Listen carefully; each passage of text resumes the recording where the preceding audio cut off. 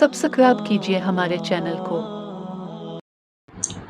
أعوذ بالله من الشيطان الرجيم بسم الله الرحمن الرحيم وإن خفتم ألا تقسطوا في اليتامى فانكحوا ما طاب لكم من النساء مثنى وثلاث ورباع فإن خفتم ألا تعدلوا فواحدة أو ما ملكت أيمانكم ذلك أدنى ألا تعولوا صدق اللہ العظیم۔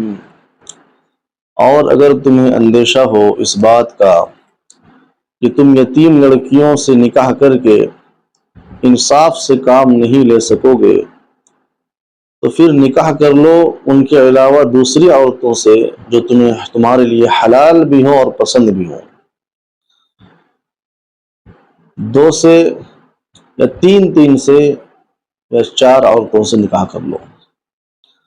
پھر اگر تمہیں اندیشہ ہو کہ تم ان عورتوں سے نکاح کرنے کے بعد انصاف سے کام نہیں لے سکو گے تو پھر ایک ہی پر اکتفا کرو، اور اگر ایک عورت پر بھی اندیشہ ہو کہ تم انصاف سے کام نہیں لے سکو گے تو پھر تمہارے جو دست نگراں لونڈیاں اور باندیاں ہیں ان پر ہی اکتفا کرو۔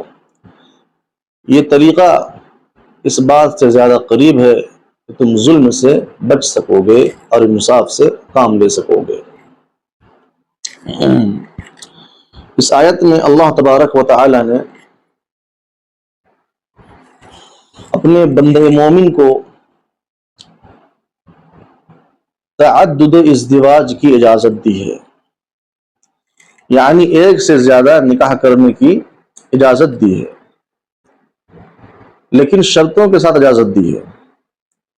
شرط یہ ہے کہ اگر ضرورت اس بات کا متقاضی ہو اور مصلحت اور حکمت ہو، اس بات کا متقاضی ہے کہ تم ایک سے زیادہ نکاح کرو تو ایک سے زیادہ نکاح کرنے کی اجازت ہے، لیکن شرط ہے۔ شرط یہ ہے کہ جتنی بیویاں ہیں ان میں عدل اور برابری ہونا ضروری ہے، کسی کی وجہ سے کسی کی حق تلفی نہ ہو، عدل میں کمی نہ ہو، برابری میں کمی نہ ہو، یہ شرط ہے۔ اگر کسی کے اندر یہ طاقت ہے کہ اس کا مال بھی ہو اور جسمانی طاقت و قوت بھی ہو اور برابری سے کام لینے اور صلاحیت بھی ہو تو پھر اس کے لیے اجازت ہے کہ وہ ایک سے زیادہ نکاح کر سکتا ہے۔ یہ برابری کن حقوق میں ضروری ہے؟ حقوق اختیاریہ میں، جو حقوق اور جو امور بندوں کے اختیار میں ہیں ان میں برابری ضروری ہے۔ مثلا نان، نفقہ خرچہ، روٹی کھانا، شب باسی، رات گزارنے کے معاملے میں، سکنا گھر کے معاملے میں، یہ انسان کے اختیار میں ہے، اس لیے ان چیزوں میں اور ان حقوق میں جتنی بیویاں ہیں ان میں برابری اور تقسیم کا برابر ہونا ضروری ہے۔ البتہ جو امور غیر اختیاریہ ہیں، جو انسان کے بس میں نہیں ہے، اختیار میں نہیں ہے، ان حقوق میں کمی بیشی معاف ہے اور وہاں جائز ہے، لیکن ان امور غیر اختیاریہ کی وجہ سے امور اختیاریہ یعنی حقوق اختیاریہ میں کمی بیشی نہیں ہونا چاہیے۔ مثلا کسی کی ایک سے زیادہ بیویاں ہیں اور کسی عورت کے حسن کردار کی وجہ سے، حسن عمل کی وجہ سے، حسن تربیت کی وجہ سے اور جو ہے سو اس کے اخلاق کی وجہ سے کسی کا انسان کا جھکاؤ کسی ایک بیوی کی طرف ہو گیا اور اس قلبی میلان اس کی طرف زیادہ ہو گیا، محبت اس سے زیادہ ہو گئی تو یہ جائز ہے۔ لیکن اس قلبی میلان کی وجہ سے جو دوسری بیویاں ہیں ان کے حقوق اختیاریہ میں کمی نہیں آنی چاہیے، ان کی حق تلفی نہیں ہونی چاہیے، تب تو یہ جائز ہے۔ وگرنہ اگر ان قلبی میلان کی وجہ سے اور کسی ایک کی طرف زیادہ جھکاؤ کی وجہ سے اگر دوسری بیویوں پر ظلم ہو رہا ہے اور ان کی حق تلفی ہو رہی ہے تو پھر ایسا کرنا جائز نہیں ہوگا، بلکہ اللہ کے ہاں پکڑ ہو جائے گی۔ اس لیے اللہ کے پیارے حبیب صلی اللہ علیہ وسلم کا زیادہ جھکاؤ کس طرف تھا؟ حضرت عائشہ صدیقہ رضی اللہ تعالی عنہا کی طرف تھا، آپ سے زیادہ محبت تھی، اس لیے اللہ کے نبی صلی اللہ علیہ وسلم اللہ سے دعا مانگا کرتے تھے، اے اللہ ان امور میں جن میں میرا اختیار ہے میں نے برابری تقسیم کی ہے، انصاف سے کام لیا ہے، لیکن ان امور میں جن کے مالک آپ ہیں میرا کوئی اختیار نہیں ہے، اگر اس میں کمی بیشی ہو جائے تو آپ میری گرفت نہ کیجیے گا، آپ میری پکڑ نہ کیجیے گا۔ فلا تلمنی فیما تملک ولا املک، آپ ملامت مت کیجیے گا، پکڑ مت کیجیے گا، مواخذہ مت کیجیے گا ان حقوق میں جن میں تو آپ کا تو اختیار ہے لیکن میرا کوئی اختیار نہیں ہے، اور وہ قلبی میلان ہے۔ محبت کسی سے ہو جانا یہ انسان کے بس کی بات نہیں ہے، یہ جو ہے سو بغیر اختیاری چیز ہے کہ کسی کے خوبی کی وجہ سے، حسن تربیت کی وجہ سے، حسن کردار کی وجہ سے، حسن عمل کی وجہ سے، حسن اخلاق کی وجہ سے کسی کی طرف زیادہ جھکاؤ ہو سکتا ہے، یہ انسان کے اختیار میں نہیں ہوتا۔ تو امور اختیاریہ میں بندہ تمام کے درمیان برابر چیزیں تقسیم کرے گا۔ امور غیر اختیاری یعنی محبت میں کسی سے کمی زیادتی ہو سکتی ہے، لیکن یہ کمی اور زیادتی دوسروں کے حق تلفی کا سبب نہ بنے تب تو جائز ہے۔ تو معلوم یہ ہوتا ہے کہ ایک سے زیادہ جو نکاح کرنے کی اجازت ہے وہ شرطوں کے ساتھ ہے۔ ہر کس و ناکس سے چاہے کہ میں نکاح کر لوں ایک سے زیادہ، تو یہ شریعت اس کی اجازت نہیں دیتی ہے، بلکہ اگر انصاف سے کام لینے کی صلاحیت ہو اور اس کی ذہنیت اس قابل ہو تو تمام بیویوں میں انصاف سے کام لے سکے، برابری سے کام لے سکے، اور ضرورت و حالات اس بات کا متقاضی ہو تو پھر اس کے لیے عزل و شرع ایک سے زیادہ نکاح کرنے کی اجازت ہے۔ عام طور پر اس حکم کو لے کر کے، اس بات کو لے کر کے مستشرقین کی طرف سے، مستشرقین ملحدین کی طرف سے، یورپین انگریزوں کی طرف سے اور اسلام پر کیچڑ اچھالنے والوں کی طرف سے اعتراضات ہوتے رہتے ہیں، اور اسلام کو بدنام کرنے کی سازشیں اور کوششیں ہوتے رہتی ہیں، اور اسلام پر کیچڑ اچھالا جاتا ہے کہ یہ نعوذ باللہ عورتوں کے ساتھ انصاف نہیں ہوتا، اسلام میں عورتوں کے ساتھ ظلم ہوتا ہے چونکہ مردوں کو 4 نکاح کی اجازت دے دی گئی ہے۔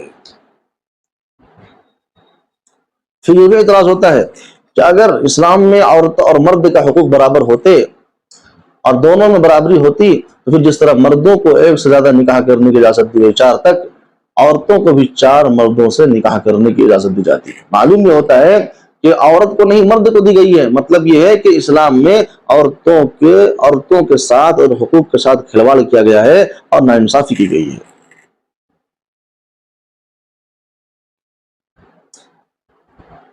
تو سب سے پہلے یہ بات سمجھیے کہ جو کتاب قرآن مقدس ہے، کس کی کتاب ہے؟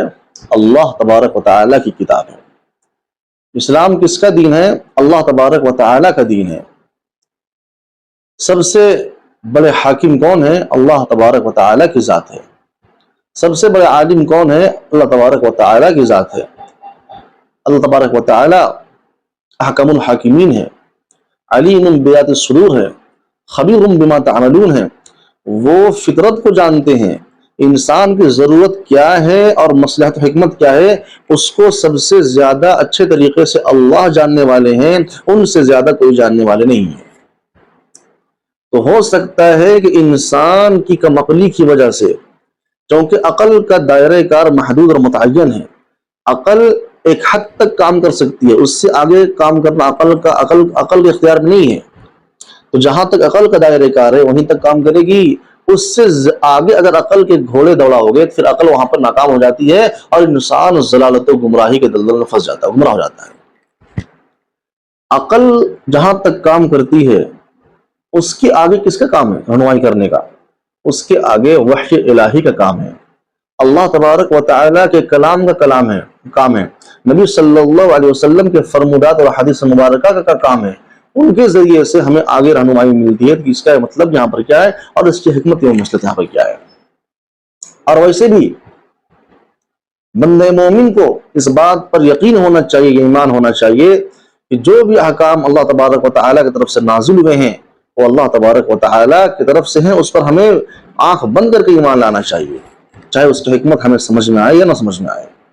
ویسے تو ہر حکم کے پیچھے کوئی نہ کوئی لوجک ہوتی ہے، کوئی نہ کوئی دلیل ہوتی ہے، کوئی نہ کوئی حکم ہوتا ہے، اور یہاں پر بھی ایسا ہی مسئلہ ہے۔ چونکہ اللہ تبارک و تعالیٰ کا یہ حکم ہے، قرآن ہے لہٰذا انسان اپنی کم عقلی کی وجہ سے، عقل کے گھوڑے دوڑانے کی وجہ سے اس حکم کو سمجھ تو نہیں سکتا، لیکن جب اس سے بات کی جائے، اس کی حکمت و مصلحت سے واشکاف کرائی جائے، حقیقت کو واضح کرائی جائے اور اس کے افادیت کو اور مفادات کو واضح کیا جائے، تو پھر انسان کا اعتراض ٹک نہیں سکتا۔ مطلب کیا ہوا؟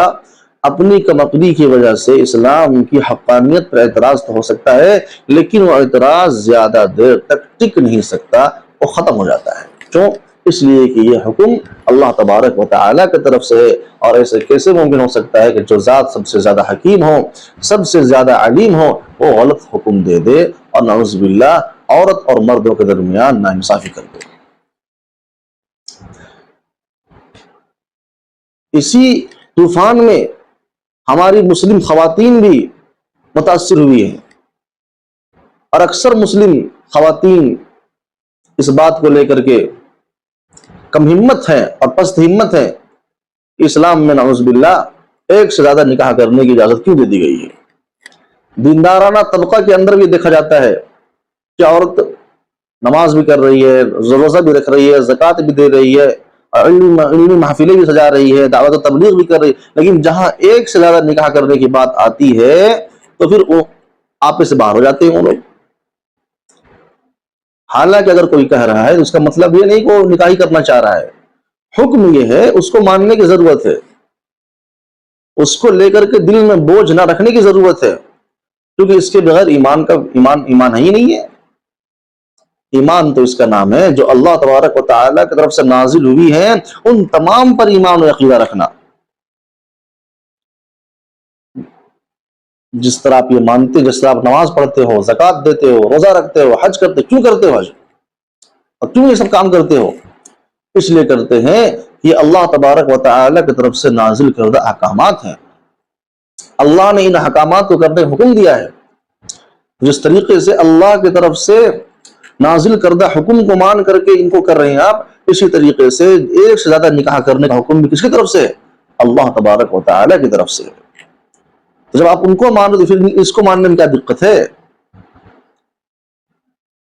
تو ایمان اسی کا نام ہے کہ اللہ تبارک و تعالیٰ نے جو حکم ہمیں دیا ہے، جو قانون لاگو کیا ہے، نافذ کیا ہے، اس کو ہم بلا چون چرا تسلیم کر لیں۔ اسی میں ہمارے لیے دنیا اور آخرت میں کامیابی کا راز مضمر ہے اور چھپا ہوا پوشیدہ ہے۔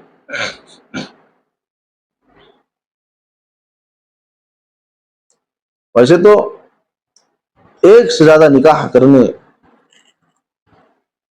کی جو حکمتیں اور مصلحتیں ہیں وہ بہت ہی زیادہ ہے۔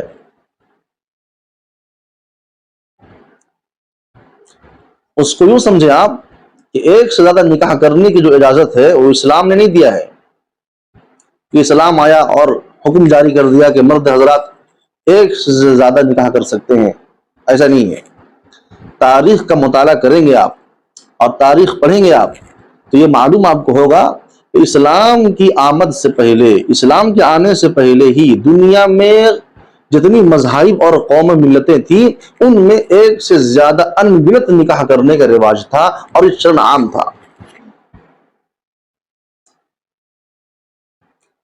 ہندوؤں کے جو بڑے مہذب اوتار اور بڑے اوتار کرشن جی ہیں، ان کی سینکڑوں بیویاں تھیں۔ حضرت سلیمان علیہ السلام کی 100 بیویاں تھیں۔ یہودیوں اور عیسائیوں کے اندر تو ایک سے زیادہ انگنت نکاح کرنے کا رواج عام تھا، اور نبی صلی اللہ علیہ وسلم کی بعثت سے پہلے بھی کفار مکہ، قریش مکہ ایک سے زیادہ نکاح کیا کرتے تھے۔ تو آپ یہ نہیں کہہ سکتے ہو کہ اللہ نے یا اسلام نے آ کر کے یہ حکم جاری کیا ہے۔ اسلام نے یہ حکم جاری نہیں کیا۔ کیوں؟ یہ حکم چونکہ اور یہ طریقہ چونکہ ایک سے زیادہ نکاح کرنے کی جو ضرورت ہے وہ فطرت ہے، وہ نیچر ہے، وہ خلقتاً ہے کہ انسان کی نیچر اور فطرت میں یہ ہے کہ انسان ایک سے زیادہ نکاح کرے۔ تو چونکہ اسلام عین فطرت ہے، اسلام جو ہے سو عین نیچر ہے، تو جو مذہب نیچر کے مطابق ہو، فطرت کے مطابق ہو، وہ کیسے ہو سکتا ہے کہ فطرت کو ختم کر دے؟ فطرت کو وہ باقی رکھنے والا مذہب ہے۔ چونکہ نیچر یہاں پر ضرورت تھی، فطرتاً ضرورت تھی، یہاں پر اسلام نے اس کو ختم نہیں کیا. اگر غلط ہوتا تو اس کو اسلام ختم کر دیتا، جس طرح اور حکموں کو ختم کیا اور عادت و رسم و رواج ختم کیا. اس کو ختم نہیں کیا، مطلب یہ کہ یہ طریقہ جو ہے سو ضرورت انسانوں کی واقعاتاً ضرورت تھی. البتہ اسلام نے یہ ضرور کیا ہے کہ ایک سے زیادہ جو انگنت نکاح کرنے کا رواج تھا اس میں قدغن لگا دیا، اور ایک حد مقرر کر دی، اور ایک تعداد دے دی کہ یہاں تک کر سکتے ہو، اس سے آگے کرنا حرام ہے، ناجائز ہے. اور کیا ہے، 1 سے 4 تک نکاح کر سکتے ہو ایک ہی وقت میں، اور بیک وقت 4 بیویاں تم رکھ سکتے ہو، 5 بیک وقت نہیں رکھ سکتے، ایک وقت میں 5 بیویاں نہیں رکھ سکتے ہو.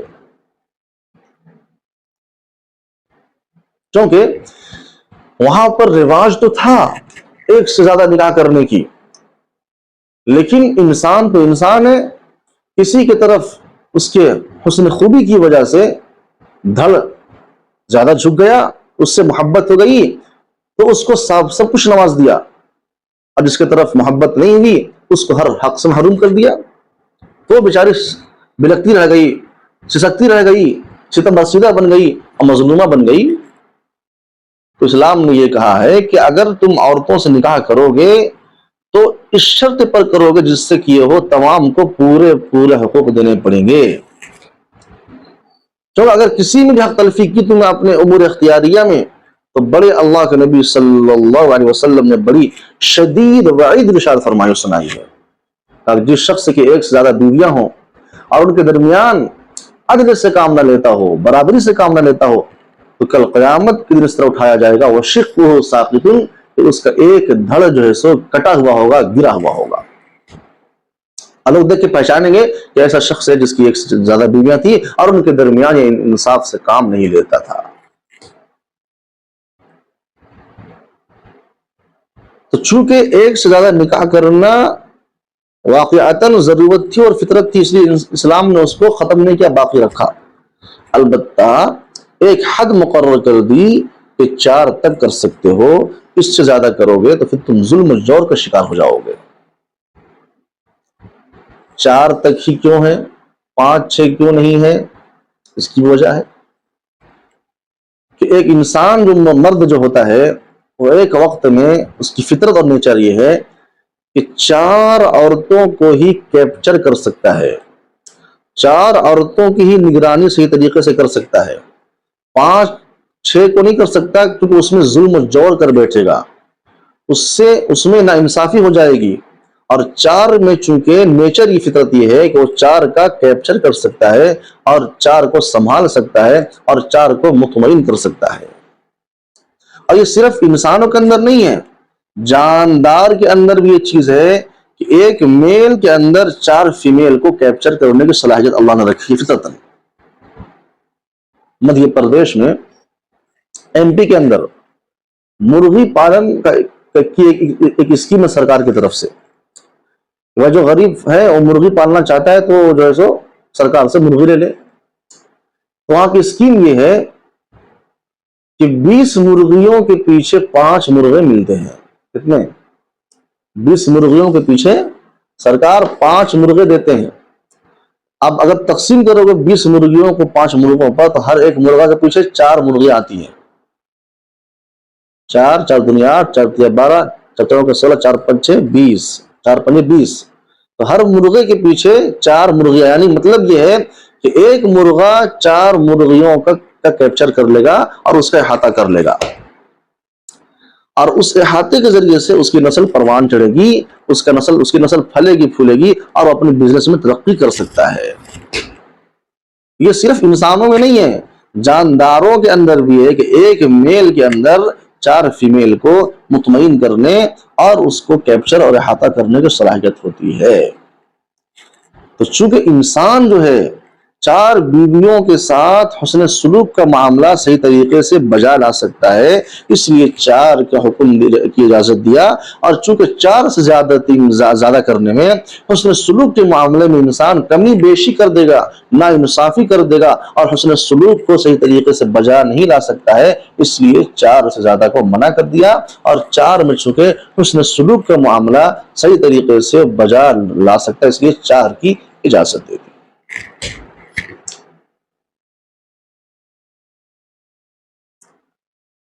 اب سمجھے کہ ایک سے زیادہ نکاح کرنا یہ مردوں کی واقعتاً ضرورت یہ ہے، اور یہ ایسی ضرورت ہے کہ یہ بیک وقت معاشرتی بھی ضرورت ہے، سماجی بھی ضرورت ہے، اجتماعی بھی ضرورت ہے، اور انسان کی اپنی ذاتی انفرادی بھی ضرورت ہے۔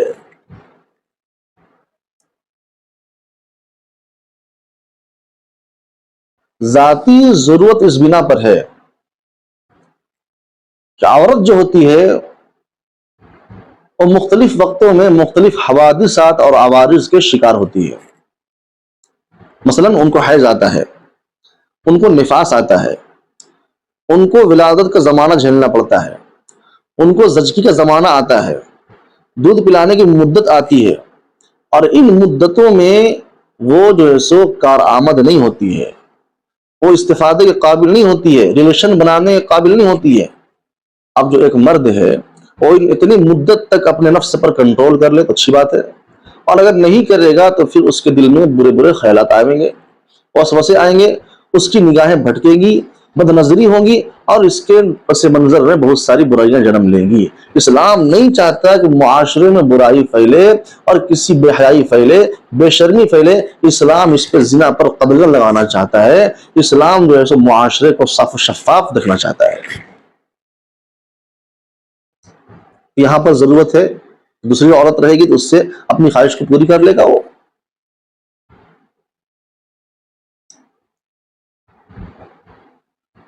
دوسری وجہ یہاں پہ یہ بھی ہے، ایک عورت جو ہوتی ہے بہت لمبے زمانے تک استفادے کے لیے کارآمد نہیں ہوتی ہے۔ فقہا نے لکھا ہے، محدثین نے لکھا ہے کہ 50 سے 55 سال تک ایک عورت کارآمد ہوتی ہے استفادے کے لیے، ریلیشن بنانے کے لیے۔ اس کے بعد وہ ان کو حیض بھی آنا بند ہو جاتا ہے اور استفادے کے قابل بھی نہیں رہتی ہو۔ اسی لیے 50 سے 55 سال کی عمر کی عورتوں کو فقہ میں آسیہ کہا جاتا ہے، آسیہ، کہ حیض جس کو آنا بند ہو گیا، حیض سے نا امید ہونے والی عورت۔ اور ایک مرد جو ہوتا ہے، میل جو ہوتا ہے، وہ بہت لمبے زمانے تک کارآمد ہوتا ہے۔ اب یہ جو عورت ہے جو کارآمد اب نہیں ہے، رغبت اس کو ریلیشن بنانے میں نہیں ہے، شوہر کی دلجوئی کے لیے ریلیشن بناتی بھی ہے، اور فقہا نے لکھا ہے بے رغبتی میں مسرت میں اضافہ نہیں ہوتا، سرور میں اضافہ نہیں ہوتا، لذت میں اضافہ نہیں ہوتا۔ اس لیے یہ کہیں اور بھی اپنا منہ مار سکتا ہے یہ شخص۔ اس لیے نکاح کے ذریعے سے معاشرے کو صاف و شفاف بنانے کے لیے کسی دوسری عورت کو حلال طریقے سے استعمال کرے۔ تیسری جو وجہ ہے، ایک مرد قوی الشہوت ہوتا ہے، زیادہ اس کے اندر بھڑکاؤ ہے اور جوش ہے، اس کی خواہش ایک عورت پوری نہیں کر سکتی ہے، یا تو وہ آنسو کے گھونٹ پی لے وہ، یا پھر وہ معاشرے میں حرام طریقے سے اپنی خواہش کو پوری کرے وہ۔ اور اسلام نے کبھی نہیں چاہے گا کہ معاشرے میں بدکاری پیدا ہو، معاشرے میں زنا کاری ہو۔ اسلام تو یہ چاہے گا کہ ایک عورت کو تم لے آؤ نکاح کے ذریعے سے حلال کر کے، اور اس کو بھی عزت و عفت کی زندگی دو، اور تم خود بھی اپنی زندگی کو حرام طریقے سے بچا کر کے حلال طریقے میں آ جاؤ۔ تو یہ تو انسان کی ذاتی اور فطری ضرورت ہے۔ ایک اجتماعی ضرورت، اور یہ ذاتی ضرورت سے کہیں بڑھ کر کے ہے۔ معاشرتی ضرورت، اجتماعی اور سماجی ضرورت، یہ انسان کی اپنی ذاتی ضرورت سے کہیں بڑھ کر کے ہے۔ چونکہ ذاتی ضرورت میں آپ لوگ اعتراض کر سکتے ہو، یہ کیسا مرد ہے، یہ کیسا مرد ہے، اس کے اندر وفا نہیں ہے، لیکن جو معاشرتی ضرورت ہے اس پر نگاہ ڈالیں گے تو آپ اس کو نکار نہیں سکتے، انکار نہیں کر سکتے اس کی ضرورت کو۔ اس کو سمجھنے سے پہلے آپ یہ سمجھیے کہ یہ معاشرتی اور سماجی اور اجتماعی ضرورت کیسے ہے۔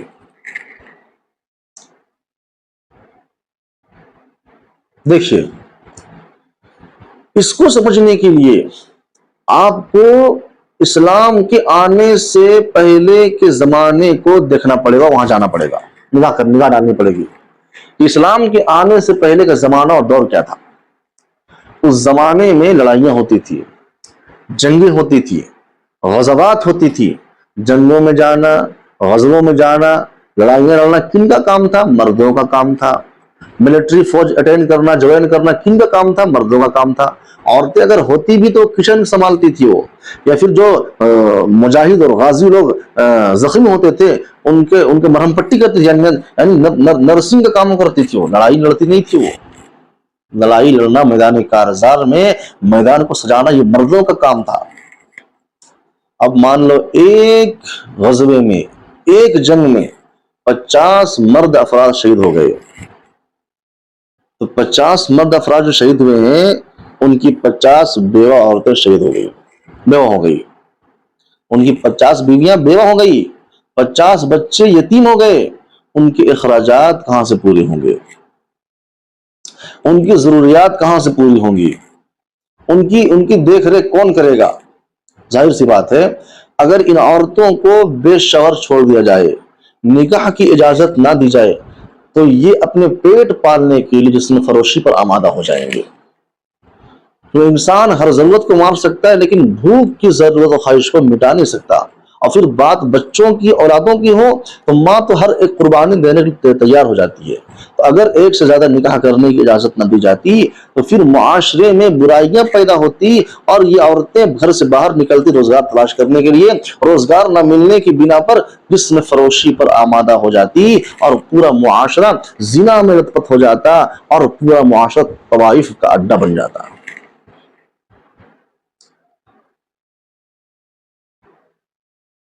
उससे बेहतर इस्लाम ने कहा कि जिना ना फैलने पाए, नस्ल बर्बाद ना होने पाए, मुआशरा खराब ना होने पाए, उससे बेहतर यह है कि एक इंसान अपनी जिम्मेदारियों में इजाफा करे, अपनी मेहनत में इजाफा करे, और हिम्मत से काम लेकर के दूसरी बेवा औरतों को घर में ले आए, और उसको उसकी जो है सो बाइज्जत और बाइफ़्फ़त जिंदगी गुजारने का मौका फराहम करे। इससे बेहतर कोई बात हो सकती है क्या? और चूंकि इस्लाम का कोई कानून नेचर के खिलाफ नहीं है, फितरत के खिलाफ नहीं है, इसलिए जब जब भी जरूरत पड़ी तो जो दुश्मनान इस्लाम हैं, जो कीचड़ उछालने वाले इस्लाम पर हैं, जो एतराजात करने वाले इस्लाम पे हैं, वही लोग इस्लाम की हक्कानियत के मुतरिफ हो गए और इस्लाम की हक्कानियत को एक्सेप्ट किए। वो लोग यहूदी राइटरों ने लिखा कि इस्लाम का जो कानून ये है बिल्कुल ऐन फितरत है, और एक समाजी और मुआशरती जरूरत है जिससे इंसान इनकार नहीं कर सकता है। कब जरूरत पेश आई? सुनिए, उस वक्त जरूरत पेश आई है पहली जंग अजीम, वर्ल्ड वार, और दूसरी जंग अजीम में बहुत ज्यादा जाने गई। पहली जंग अजीम में 17 मिलियन अफराद मर्द जो हैं वो शहीद हुए। 1 मिलियन 10 लाख का होता है।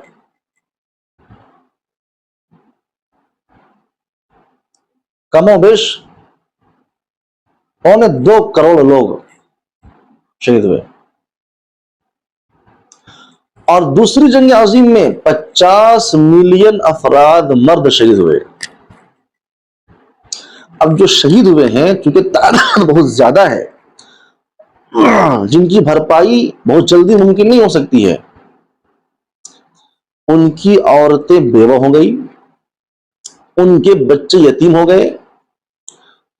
घर में पड़ी रहेंगी तो खाना कौन खिलाएगा, और कब तक कौन खिलाएगा? तो ये लोग अपनी और अपने बच्चों की किफालत के खातिर पेश नजर मर्दों की जिम्मेदारी को अपने कंधों पर उठाने के लिए घर से बाहर निकल पड़ी, और औरतों की तरफ से रोजगार तलाश करने की रस्म चल पड़ी है वहां पे, यूरोप के अंदर, मगरबी ममालिक के अंदर। और जब वो घर से बाहर निकली हैं اور ان کو روزگار کے مواقع نہیں ملے ہیں، تو روزگار کے مواقع کی عدم دستیابی کی وجہ سے وہی عورتیں جسم فروشی پر مجبور ہو گئی۔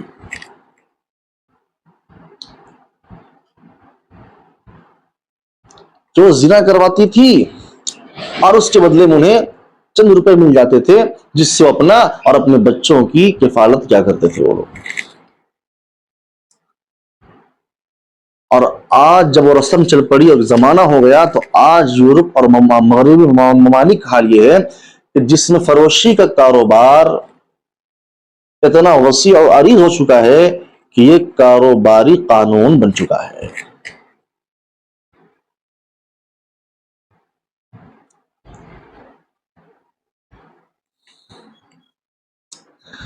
اور وہاں کی لاکھوں عورتیں جانوروں کی طرح فی گھنٹہ $80 کے حساب سے کرائے پہ ملتی ہے۔ فی گھنٹہ 1 آورس کے لحاظ سے $80 کرائے پہ بکتی ہے عورتیں وہاں پہ، جن کو چاہیے خواہش پوری کر لیا کرتے۔ اور باضابطہ ان عورتوں کے نام اور ان کے صفات اور ان کی خوبیاں اخبارات میں اشتہارات کے طور پر شائع ہوتے ہیں کہ اس عورت کا یہ نام ہے، اس کی یہ عمر ہے، اس کی خوبیاں یہ ہیں، ہائٹ یہ ہے، فگر یہ ہے، اس ساری خوبیاں اس میں بتائی جاتی ہیں اور پھر اس میں بولی لگتی ہے۔ یہ آج بھی یورپ کنٹری میں ہو رہی ہے، چیزیں ہو رہی ہے، اور وہیں سے سیکھ کر کے ہندوستان کے اندر یہ قانون آ گیا ہے کہ تم ایک سے زیادہ نکاح تو نہیں کر سکتے ہو، چونکہ یہ عورتوں پر ظلم ہے ان کی نظر میں، لیکن ایک سے زیادہ رکھیل رکھ سکتے ہو، ایک سے زیادہ گرل فرینڈ رکھ سکتے ہو، ایک سے زیادہ تم جو ہے سو اپنی خواہش پوری کرنے والی کو رکھ سکتے ہو، اور اس کی کوئی تعداد نہیں ہے اور اس پر کوئی قانون نہیں ہے، لیکن تم ایک سے زیادہ بیوی نہیں رکھ سکتے ہو۔ واہ رے واہ! قانون، یہ قانون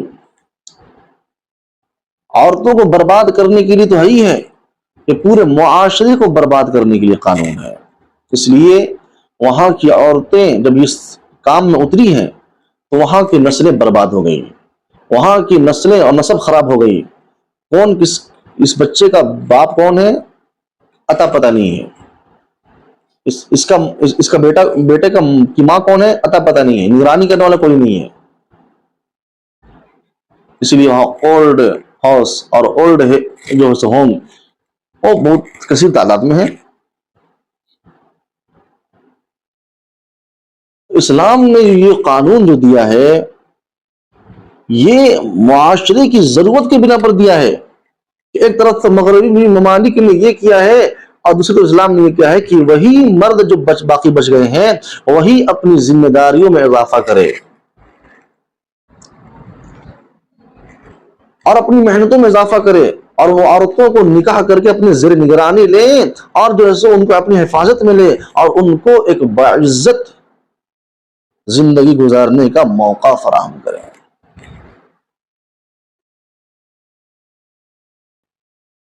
شریک حیات بنا لے، ہمدرد بنا لے، غمخوار بنا لے، اور وہ نکاح کے ذریعے ہی ہو سکتا ہے، رکھیل کے ذریعے نہیں ہو سکتا ہے۔ تو یہ معاشرتی ضرورت ہے۔ اچھا، اس کی ایک وجہ یہ بھی سمجھے آپ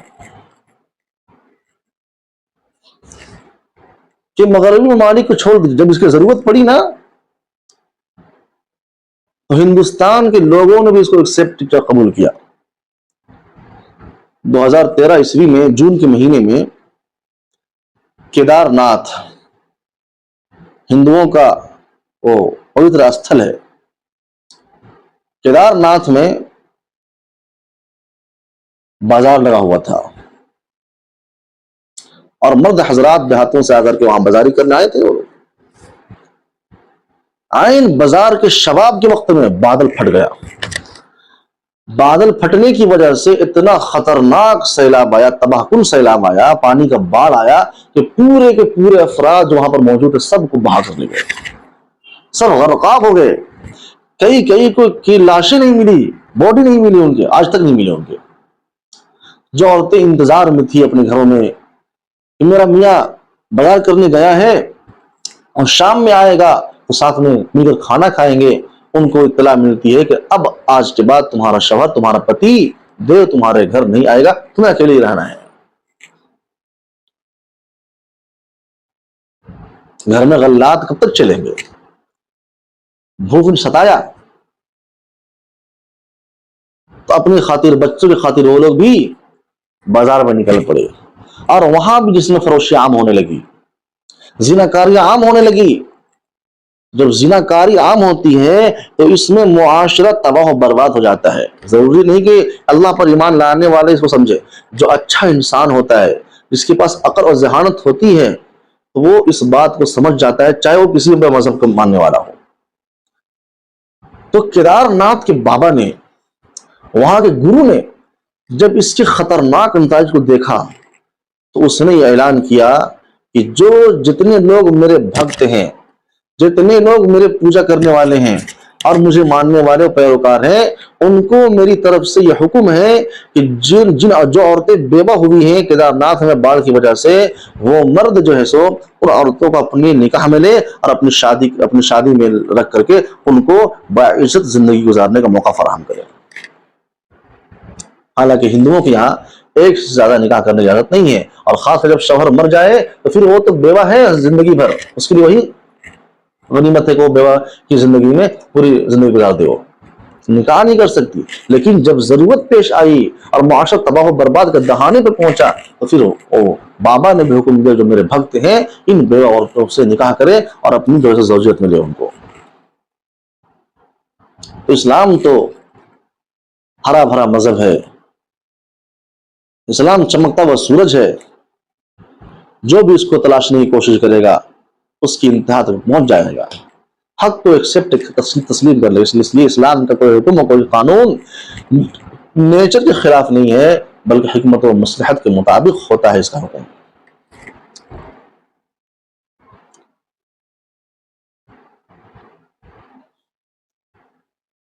پھر اس کی ایک وجہ اور بھی ہے،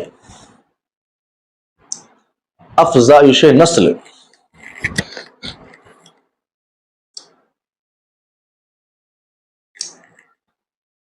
کہ جن مردوں کی شہادت ہوئی ہے غزوات میں اور جنگوں میں اور سیلابوں میں انتقال کیے ہیں، معاشرے سے ایک بڑی کثیر تعداد ختم ہو گئی ہے. تو نکاح کا ایک مقصد کیا ہے؟ نسل کو بڑھانا. تو ایک عورت ایک وقت میں ایک ہی بچہ پیدا کر سکتی ہے، اور ایک سے جب زیادہ عورتیں رہیں گی تو ایک وقت میں 2 3 4 بچے ہو سکتے ہیں. جب ایک سے زیادہ عورتیں رہیں گی، بیویاں رہیں گی، تو امید یہ ہے کہ بہت جلد اور بہت ہی کم وقت میں جو تعداد ختم ہوگی، جو گھٹی ہے، وہ تعداد جو کمی آئی ہے اس کو پورا کر لی جائے.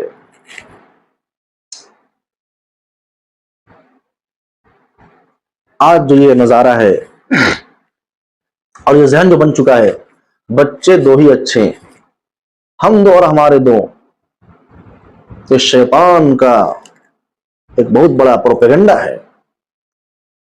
اللہ تبارک و تعالی کی طرف سے عقیدے کو خراب کرنے والا جو ایسی پروپیگنڈا ہے. اللہ نے کہا ہے وَلَا تَقْتُلُوا أَوْلَادَكُمْ خَشْيَةَ إِمْلَاقٍ نَحْنُ نَرْزُقُكُمْ وَإِيَّاهُمْ، کہ اپنی اولاد کو رزق کے خوف کی وجہ سے، ڈر کی وجہ سے مت مارو، مت قتل کرو، کیونکہ جو اللہ تمہیں رزق دینے والے ہیں وہی اللہ ان بچوں کو بھی رزق دینے والے ہیں. یہ جو آ گئی کہ ہم بچے جو 2 زیادہ ہو جائے گا تو کہاں سے کھلائیں گے، کہاں سے کمائیں گے، کہاں سے کیا کریں گے. ارے بابا، جو بچہ آیا ہے وہ اپنی قسمت کو، مقدر کو لے کے آیا ہے. وہ اس کی برکت کی وجہ سے آپ کے کاروبار میں برکتیں ہوں گی، اضافہ ہوگا.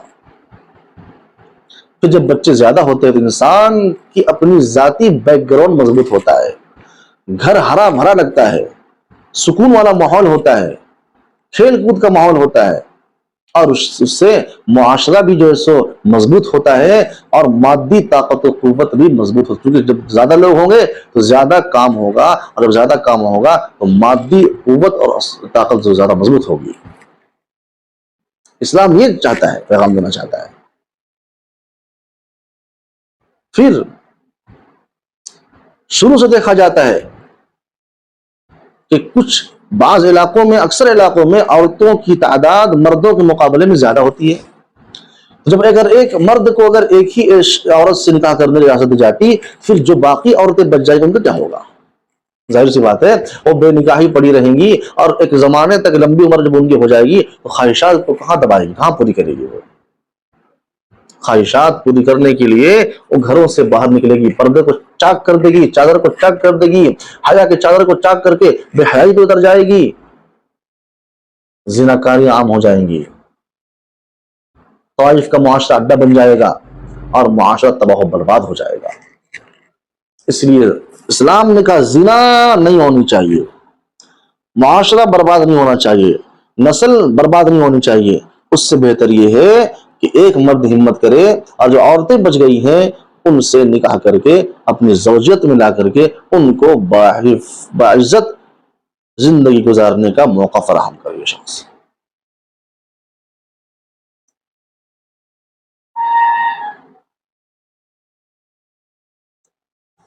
اور یہ عجیب لوجک ہے، اور یہ عجیب لوجک ہے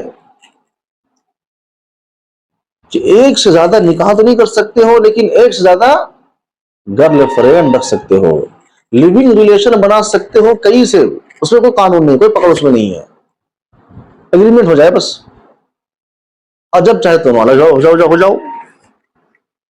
مغربی ممالک کی رپورٹ یہ ہے کہ وہاں پر 20 سال سے لے کر کے 59 سال کی عمر تک کے درمیان جو مرد حضرات ہیں، 20 سال سے 59 سال کی عمر کے درمیان جو مرد حضرات ہیں، اوسطاً ہر مرد جو ہے سو 7 عورتوں سے ریلیشن بناتا ہے، اور لیونگ ریلیشن میں رہتا ہے وہ 7 عورتوں سے، ہر مرد. کوئی شادی نہیں، کوئی نکاح نہیں، کوئی بیاہ نہیں، بچہ پیدا ہو رہا ہے تو لاوارث پیدا ہو رہا ہے، کون باپ ہے پتہ نہیں اس کا. اس لیے جو ہے سو اسلام یہ احکام کی جو بنیاد ہے صرف ذاتی زندگی نہیں ہے بلکہ معاشرتی حالات بھی ہوتے ہیں، اور یہاں پر تو ذاتی زندگی بھی متقاضی ہے اور معاشرتی زندگی بھی، اور وہ پہلو بھی متقاضی ہے کہ ایک سے زیادہ نکاح کی اجازت دی جاتی. یہ تو اس کی حکمت دلیل ہوئی کہ مرد حضرات ایک سے زیادہ نکاح کیوں کر سکتے ہیں اور اسلام نے کیوں اس کی اجازت دی ہے. دوسرے اشکال پہ آ جائیے. عورتوں نے کہا اسلام میں عورت اور مرد کے حقوق برابر نہیں ہے، دونوں کو رائٹس برابر نہیں ہے، ہیومن رائٹس برابر نہیں ہے، اور اس لیے ایک مرد کو 4 شادی کی اجازت ہے تو عورتوں کو 4 نکاح کی اجازت کیوں نہیں دی گئی ہے؟ ان عورتوں کے ساتھ ناانصافی ہے. پھر اعتراض یہاں پہ یہ بھی ہوتا ہے کہ ایک جنتی مرد کو 70 حوریں ملیں گی. عورتوں نے کہا کہ جب ایک جنتی مرد کو 70 حوریں عورتیں ملیں گی، پھر ایک جنتی عورت کو 70 حور مرد کیوں نہیں مل سکتے؟ یہ اشکال اور اعتراض کی جو بنیاد ہے وہ اسلام کے احکام اور لاجک کو نہ سمجھنے کی بنیاد پر یہ ہے. ارے بھائی، عورت اور مرد انسان کے 2 نوع ہیں، دونوں کی پیدائش اور خلقت کا مقصد الگ الگ ہے، اس کو سمجھیے آپ. اسلام میں دونوں کے حقوق بالکل برابر اور سرابر ہیں، اور طائرانہ نظر ڈال دیں گے اگر آپ تو معلوم آپ کو یہ ہوگا کہ اسلام میں عورتوں کے حقوق کے تعلق سے اس قدر انصاف سے کام لیا گیا ہے کہ کوئی اور مذہب اس طرح کام نہیں لے سکتا. اور اسلام جو ہے عورتوں کے تعلق سے عدل سے بڑھ کر کے احسان کا معاملہ کیا ہے عورتوں کے ساتھ. سمجھنے کی یہ ضرورت ہے کہ عورت اور مرد کی پیدائش کس لیے ہوئی ہے. مردوں کی پیدائش کا مقصد کچھ اور ہے، عورتوں کی پیدائش کا مقصد کچھ اور ہے. تو یہ اپنی ذمہ داری سنبھالیں گے اور یہ اپنی ذمہ داری سنبھالیں گے. عورتوں کا کام ہے اندرون خانہ اپنی نگرانی کریں، ذمہ داری اٹھائیں، گھر کا ماحول کو پرسکون بنائیں. مردوں کا کام ہے گھر میں جو سکون کے ذرائع اس کو اکٹھا کریں. اس کو کما کر لائیں آپ، باہر کا کام کریں آپ جا کر کے. تو دونوں کی پیدائش کے اور خلقت کے مقاصد میں فرق ہے، لیکن جو دونوں کے حقوق ہیں بالکل برابر سرابر ہیں، بلکہ عورتوں کے حقوق کے تعلق سے اسلام نے ان کے ساتھ عدل سے بڑھ کر کے، انصاف سے بڑھ کر کے احسان کا معاملہ کیا ہے. کوئی ذمہ داری نہیں، کوئی کمانا نہیں، کسی کے بوجھ اپنے کندھے پہ اٹھانا نہیں ہے. اس کے باوجود شوہر آپ کو کھلائے گا، آپ کو نفقہ دے گا، آپ کو سکنا دے گا، آپ کو گھر بار دے گا، آپ کے تمام اسباب کے سکون کے اسباب مہیا کرے گا. باپ کی وراثت میں آپ کا حق، شوہر کے وراثت میں آپ کا حق، بیٹے کے وراثت میں آپ کا حق، بھائی کے وراثت میں آپ کا حق. اور کیا چاہیے؟ اب وراثت ملنے کے بعد آپ پر یہ فرض نہیں کہ آپ ان کو کھلائیے، ان پر خرچ کیجیے، اور پراپرٹی آپ کی ہے اور آپ کی جائیداد وہ ہے، آپ اس کے مالک ہیں. لیکن جو مرد حضرات ہیں ان کی کندھوں پہ تو کئی ذمہ داریاں ہیں. بیوی کو کھلانا ہے، بچوں کو کھلانا ہے، وراثت میں حصہ ملا ہے اس میں بھی ان کی ذمہ داری بیوی کی دیکھ ریکھ کرنا ہے، بچوں کی دیکھ ریکھ کرنا ہے، بوڑھے ماں باپ کی حفاظت کرنی ہے، بیوہ بہن ان کی حفاظت کرنی ہے. یہ کیسے کہہ سکتے ہو کہ اسلام میں ہیومن رائٹس کا خیال نہیں ہے؟ یہ شیطان کے پروپیگنڈے ہیں جو ہماری عورتیں بھی اس پہ آمادہ ہو جاتی ہے. تو اس مقصد سمجھنے کے بعد یہ اعتراضی فضول ہے، کیونکہ اگر آپ ہر چیز یہ کہو گے کہ جو مرد کر رہے ہیں مجھے عورتوں کو بھی حق دیا جائے، تو کل مرد بھی اعتراض کر مطالبہ کرنے لگیں گے، بھائی ریلی نکالنے لگیں گے کہ جو عورتوں کے حقوق ہے مجھے بھی دیے جائیں. عورتوں کے یہاں بچہ جنم دینے کا حق، بچہ جنم دیتی عورتیں، تو مردوں کے بھی مطالبہ یہ ہے کہ آج سے ان کو بھی بچہ جنم دینے کا حق دیا جائے. عورتیں دودھ پلاتی ہیں، مردوں کو بھی حق دیا جائے یا مرد بھی آج سے دودھ پلائے. یہ کہاں کا انصاف یہ ہے؟ یہ کہاں کی عقل مندی ہے؟ تو مرد تو نکاح کر سکتا ہے، اس میں کوئی خرابی نہیں ہے، لیکن عورت جو ہے ایک سے زیادہ مردوں سے نکاح نہیں کر سکتی ہے. سب سے پہلی بات یہ ہے، اس کی لوجک سمجھنے سے پہلے ایک بات سمجھیے، ایک واقعہ ہے جس کو سمجھیے آپ. ایک بزرگ ہے، اس واقعے کو منسوب کرتے حضرت امام اعظم ابو حنیفہ رحمۃ اللہ علیہ کی طرف، لیکن یہ صحیح نہیں ہے. کیوں؟ اس لیے کہ ان کی کوئی بیٹی تھی نہیں، ان کا ایک بیٹا تھا نعمان. تو یہ اس واقعے کی نسبت ان کی طرف کرنا صحیح نہیں ہے. البتہ اس یہ واقعہ جو اس حکم اور اس موضوع کے تعلق سے نسبت رکھتا ہے، اس لیے میں اس واقعے کو یہاں پر ذکر کروں گا. بہرحال جو بھی بزرگ ہو، لیکن واقعہ ہے.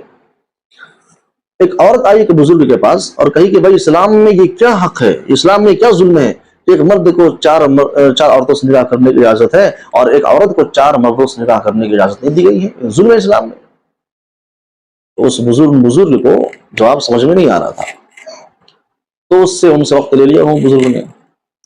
تو ان کی ایک بیٹی تھی، انہوں نے کہا ابا جان پریشان حال ہے، کیا بات ہے، پریشان لگ رہے ہیں؟ تو کہا کہ بھائی ایسا ایسا واقعہ آیا ہے. تو کہا اچھا یہ بات ہے، اس کا جواب تو بالکل آسان ہے. کہا کہ اس عورت کو بلا لیجئے. اس عورت کو بلایا گیا. اس خاتون نے اس عورت کو کہا، معترضہ کو کہا کہ آپ 4 پیالے لائیے اور 4 پیالوں میں الگ الگ بکریوں سے دودھ نکال کے لائیے. 4 پیالے آ گئے اور 4 پیالوں میں الگ الگ بکریوں کا دودھ رکھ دیا گیا. تو جو بزرگ کی بیٹی تھی انہوں نے اس خاتون سے پوچھا بتاؤ بھائی اس پہلے پیالے میں کس بکری کا دودھ ہے؟ کہا کہ یہ فلانے بکری کا دودھ ہے. دوسرے میں یہ فلانے کا، تیسرے میں یہ فلانے کا، چوتھے میں یہ فلانے بکری کا دودھ ہے. کہا اچھا بھائی اب 4 پیالوں میں جو دودھ ہے اس کو ایک ہی پیالے میں ڈال دو اور مکس کر دو. 3 پیالوں کا جو دودھ تھا وہ ایک پیالے میں ڈال دیا گیا. اب یہ ہوا کہ اس خاتون نے کہا کہ بھائی معترضہ کو اب نکالو، بتاؤ اس میں سے کس بکری کا دودھ ہے، اور چوتھی بکری کا کون سا دودھ ہے، اور پہلی بکری کا کون سا دودھ ہے. اس معترضہ نے کہا کہ بھائی اس میں تو نکالنا ہی مشکل ہے، بتانا ہی مشکل ہے، کیونکہ جدا نہیں ہو سکتے، الگ نہیں ہو سکتے. تو اب وہ بزرگ جو بیٹی تھی ان کو سمجھایا، یہ بات سمجھائی، یہی مثال 4 مردوں سے نکاح کرنے کے تعلق سے ہے. جب 4 عورتیں ایک مرد کی نکاح میں رہیں گی تو وہاں پر نسب محفوظ ہے، کیونکہ مرد جان رہا ہے کہ یہ میری بیوی ہے اور اس سے میرا بچہ ہے، یہ دوسری بیوی ہے، اس سے میرا بچہ ہے، باپ بھی وہاں پر معلوم ہے اور ماں بھی معلوم ہو جائے، نسب وہاں نہیں بگڑے گا۔ اور جب مکس کر دیا تو یہ مثال ہے عورتوں کی ایک سے زیادہ نکاح کرنے کے تعلق سے، کہ ایک سے زیادہ مردوں سے نکاح نہیں کر سکتی، کہ اگر ایک سے زیادہ نکاح مردوں سے کرے گی وہ تو پھر اسی طرح مکسچر ہو جائے گا نطفہ، اور جب بچہ پیدا ہوگا معلوم نہیں ہوگا یہ اس کا باپ کون ہے، معلوم نہیں ہوگا یہ کس کا نطفہ ہے اور کس کی منی سے یہ ولادت ہوئی اور حمل ٹھہرا ہے، اس لیے وہاں پر نسب بگڑ جائے گا۔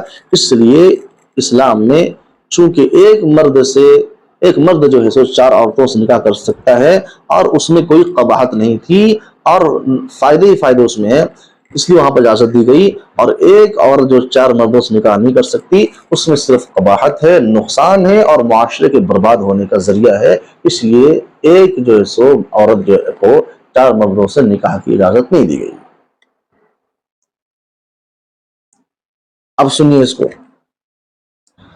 سب سے پہلی بات، اگر ایک عورت کو 4 مردوں سے نکاح کی اجازت دی جاتی ہے تو سب سے پہلی بات اس میں آتی نسب بگڑتا، نسل خراب ہو جاتی، کیونکہ بچے کا باپ کون ہے یا کون ہوگا یہ معلوم نہیں ہے، یا تو چاروں کے چاروں بچے کا باپ ہے، یہ ممکن ہی نہیں ہے، چاروں کیسے بچے ہو سکتے بھائی، یا تو ان میں سے کوئی بھی نہیں ہے اور یہ بھی ممکن نہیں ہے کیونکہ بچہ پیدا ہوا یہاں پر پڑا ہوا ہے، اور کوئی ایک بھی اپنی ذمہ داری لینے کو تیار نہیں ہے کہ میرا یہ بیٹا ہے، میں اس کا باپ ہوں۔ دوسری بات، 2 یا 3 بچوں کی پیدائش کے بعد جو دوسرا مرحلہ آئے گا وہ اخراجات اور کفالت کا مرحلہ آئے گا،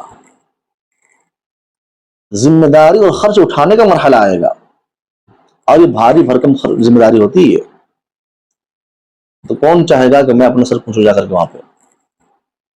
پہلا کہے گا کہ صرف میں ہی اس کا شوہر ہوں کیا، وہ بھی تو اس کا شوہر ہے، وہ کہے گا صرف میں اس کا شوہر ہوں کیا، وہ بھی تو اس کا شوہر ہے، جا اس جا کے مانگو، خرچ اٹھاؤ جا کر کے اس سے۔ تو کوئی بھی اپنے کندھے پہ ذمہ داری لینے کو تیار نہیں ہوگا، بچہ اس کے نتیجے میں تعلیم سے محروم ہو جائے گا، تعلیم سے محروم ہوگا، صحیح طریقے سے پرورش سے محروم ہو جائے گا، اور ایک بچے کو باپ کی شفقت اور رحمت کی ضرورت پڑتی ہے، پیش آتی ہے۔ اب کوئی یہاں پر باپ بننے کو تیار نہیں ہے، وہ بچہ تعلیم سے بھی محروم اور باپ کی رحمت و شفقت سے بھی محروم ہو جائے گا۔ پھر جو تیسری بات ہے کہ اگر ایک عورت کو ایک سے زیادہ مرد اور شوہر رہیں، پھر استفادہ اور ریلیشن بنانے لڑائی ہوگی۔ ایک مرد، پہلا مرد چاہے گا کہ صرف میری بیوی رہے، مجھ سے تعلق بنائے، دوسرے کے پاس نہ جائے، دوسرا یہ چاہے گا کہ صرف میری بیوی بن کے رہے، پہلے کے پاس نہ جائے، اور اس کے نتیجے میں یہ ہوگا کہ ایک شوہر کے ہاتھوں دوسرے کا قتل ہو جائے اور دوسرے کے ہاتھوں پہلے کا قتل ہو جائے، یا پھر یہ ہوگا کہ چاروں کے ہاتھوں اسی بیوی عورت کا قتل ہو جائے، تو اس کو جلا دیا جائے کہ نہ رہے گا باس نہ باجے کی بانسری۔ پھر ایک خرابی اس میں یہ بھی ہوتی ہے، بیوی پر خرچ کا معاملہ، اس کے سینڈل ہے، جوتی ہے، کپڑا ہے، لتا ہے، مناسب اخراجات ہے، کون ادا کرے گا؟ پہلا بولے گا صرف میں اس کا شوہر ہوں کیا، دوسرا بولے گا صرف میں اس کا شوہر ہوں کیا، اس سے مانگو، اس سے مانگو، اس سے مانگو، اب کوئی بھی اس کے خرچ برداشت کرنے کو تیار نہیں ہوگی۔ بالآخر کیا ہوگا؟ یہ دام اجل کو لبیک کہہ دے گی، دام اجل کو لبیک کہہ دے گی، موت کا بلاوا آ جائے گا اور یہ انتقال کر جائے گی، مرنے کے بعد بھی سکون نہیں، تجہیز و تکفین کا مرحلہ آئے گا، مسئلہ آئے گا، اور آج کے دور میں تجہیز و تکفین کا بھی ایک بڑا مسئلہ ہے، اس میں بھی 10 سے 15 ہزار روپے خرچ ہوتے ہیں، اور یہ بڑی رقم ہوتی ہے۔ پہلا کہے گا میں ہی صرف شوہر ہو گیا جو میں خرچ اٹھاؤں، دوسرا کہے گا صرف اس کا میں ہی شوہر ہو گیا جو میں خرچ اس کو اٹھاؤں، تو مرنے کے بعد بھی اس کو چین و سکون نہیں، تو نقصان کس کا ہوا؟ کفن دفن میں بھی نزاع، نقصان کس کا ہوا؟ نقصان اسی عورت کا ہوا جو ریلیاں نکال رہی تھی اور مساویانہ حقوق کے نعرے لگا رہے تھے اور ہیومن رائٹس کے نعرے بازیاں کر رہی تھی، اس عورت کا ہوا کہ ایک عورت کو 4 مردوں سے نکاح کی اجازت کیوں نہیں دی گئی؟ تو 4 مردوں سے نکاح کرنے میں یہ نقصانات ہیں، جھیلو اس کو۔ اسلام کبھی بھی نہیں چاہے گا کہ عورتوں کو اس طرح کا نقصان کا سامنا کرنا پڑے یا عورتوں کے ساتھ اس طرح ظلم ہو۔ اس لیے اسلام کا جو نظام اور قانون بالکل عادلانہ ہے، مساویانہ ہے، کہ جو جس کے سٹیبل قانون تھا اس کو حق دیا ہو، اور جس میں عورت کے کا تحفظ تھا، عورت کی عزت و ناموس کی حفاظت کی، اس کے لیے عورت کو قانون عورت کو دیا۔ اب اس کو سمجھنے کے بعد آپ یہ نہیں کہہ سکتے کہ اسلام نعوذ باللہ اس معاملے میں ظلم و جور کا برتاؤ کیا ہے عورتوں کو ساتھ میں، بلکہ عین یہ انصاف ہے، اور عین جو ہے یہ عدل ہے، بلکہ عدل سے بڑھ کر کے عورتوں کے ساتھ اسلام نے یہاں پر احسان کا معاملہ کیا ہے، معاشرے کو بچایا ہے، نسل کو بچایا ہے، زناکاری پر قدغن لگایا ہے، عورتوں کے اخراجات کے تعلق سے جو ہے ذمہ داری کا بوجھ مردوں کو دیا ہے۔ یہ چیزیں کیسے آتی ہیں؟ اشکالات کیوں ہوتے ہیں؟ کیونکہ عورتوں کی تربیت نہیں ہو پاتی ہے، دیندارانہ مزاج ہے، تبلیغ و تعلیم میں ہے سب، لیکن تربیت نہیں ہے۔ اس نے تربیت کے نہ ہونے کی وجہ سے، فقدان کی وجہ سے یہ غمخواری کا جذبہ پیدا نہیں ہوتا، احسان کا جذبہ پیدا نہیں ہوتا، ہمدردی کا جذبہ پیدا نہیں ہوتا۔ کیا نبی صلی اللہ علیہ وسلم کی جو بیویاں تھیں ان کے درمیان کی غیرت نہیں تھی، حسد و جلن نہیں تھا؟ پھر ان کے روایتوں میں ملتا ہے حضرت عائشہ کو بھی غیرت تھی اپنے سوکنوں سے، لیکن نبی صلی اللہ علیہ وسلم نے ان کو سمجھایا اور دعا دی ان کو۔ وہ کہتی ہے کہ اس کے بعد صرف مجھے اپنے حقوق سے مطلب رہ گیا، کہ مجھے میرے حقوق صحیح طریقے سے مجھے مل رہے ہیں، نبی صلی اللہ علیہ وسلم دوسروں کے ساتھ کیا کر رہے ہیں مجھے اس سے کوئی پرواہ نہیں ہے، بس میرے حقوق مجھے مل رہے ہیں، کہ میں آپ کو ان کا شیئر نہیں کر سکتی، اس سے نہیں کر سکتی، اس کے پاس نہیں مل سکتی۔ یہ کیا ہے؟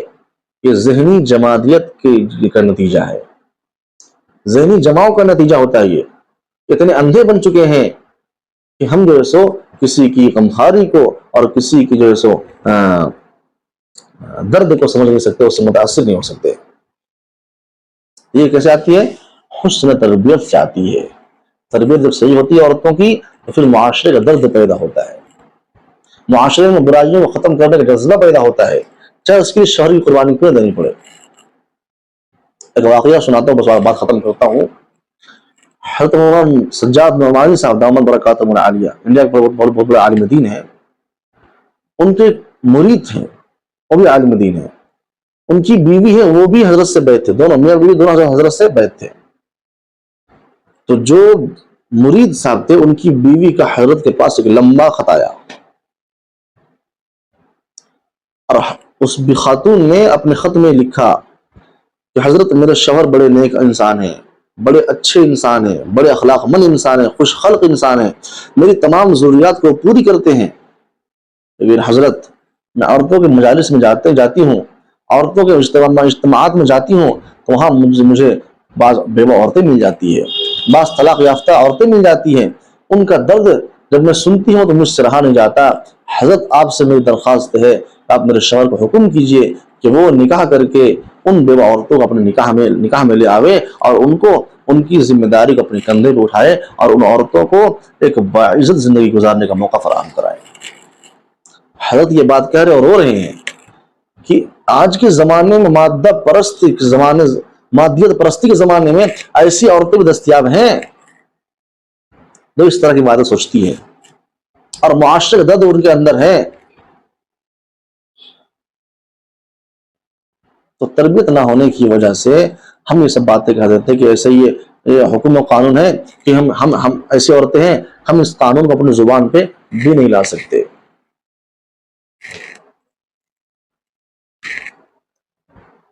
تربیت جب ہوتی ہے تو پھر دیکھو مزاج کیا بنتا ہے۔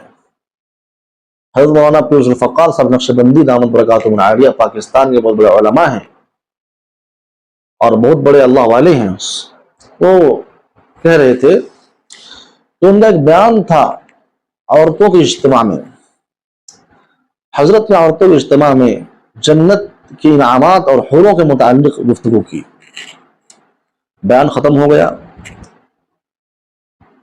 ایک دن گزرنے کے بعد ان کے ایک دوست تھے، ان کی بیوی بھی اس میں شریک تھی، دوست ان کے پاس آئے حضرت کے پاس، اور حضرت سے شکایت کی کہ بھائی میری بیوی یہ کہہ رہی ہے کہ جنت میں جنتی مردوں کو حوریں ملیں گی، نہ بابا مجھ سے تو برداشت نہیں ہو سکتا، دنیا میں بھی میں اکیلی آپ کی بیوی رہی ہوں اور جنت میں بھی میں اکیلی آپ کی بیوی رہوں گی، حور اور وہاں بھی نہیں رہنے دوں گی میں آپ کو۔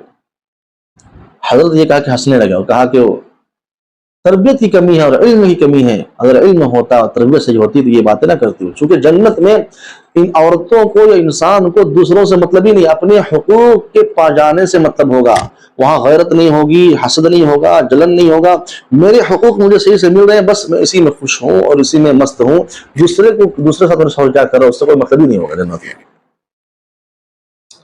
حضرت کہتے ہیں کہ ایک میرے دوست کی بیوی، اور حضرت نے کہا کہ میری بیوی ہے، حضرت کے پاس ان کی اہلیہ آئی اسی دن اور کہ حضرت آپ کا بیان ہوا کل جنت کی نعمتوں کے بارے میں، بڑا اچھا اور عمدہ بیان تھا، مزیدار بیان تھا، اس میں ایک بات آپ نے یہ کی کہ جنت میں جو مردوں کی عمر ہوگی وہ 30 سے 40 برس کے درمیان کی عمر ہوگی، اور ہر مرد نوجوان ہوگا اور گورا چٹا ہوگا اور وہ بےریش ہوگا، یعنی اس کے چہروں پہ داڑھی نہیں ہوگی۔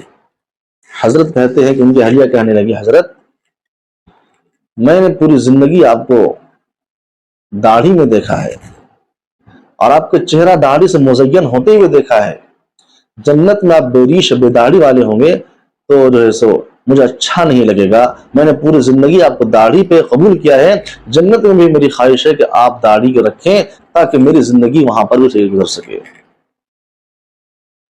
حضرت کہنے لگے دیکھو میری دوست کی اہلیہ کی تربیت کا عالم دیکھو اور میری اہلیہ کی تربیت اور سوچ کا عالم دیکھو، جنت میں بھی وہ مجھ سے داڑھی رکھوانا چاہتی ہے۔ آج کتنی عورتیں ہیں جو اپنے شوہروں کو داڑھی نہ رکھنے پر مجبور کرتی ہیں، اور شوہر بیچارہ اپنی بیوی کی خاطر داڑھی کو منوا دیتا ہے۔ وہ اگر عورتیں چاہ لیں کہ میرے شوہر تربیت یافتہ بن جائیں اور داڑھی رکھنے والے باشرہ بن جائیں تو پھر کسی مرد کی ہمت نہیں ہوگی، میں سمجھتا ہوں کہ وہ بے داڑھی رہے۔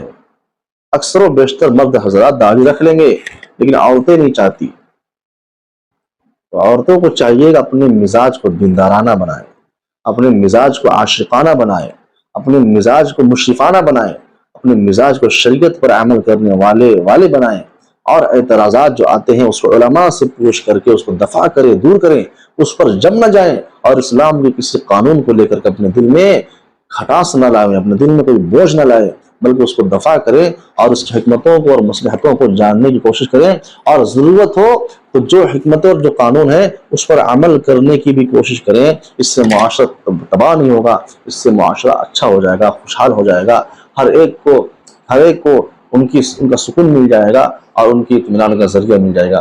اللہ تبارک و تعالی ہم سب کو کئی سنی باتوں پر عمل کی توفیق عطا فرمائے، ہم سب کو قرآن اور صاحب قرآن سے محبت نصیب عطا فرمائے، اور شریعت کے ہر حکم پر صحیح طریقے سے سمجھ کر چلنے کی توفیق نصیب عطا فرمائے۔ وآخر دعوانا ان الحمد للہ رب العالمین۔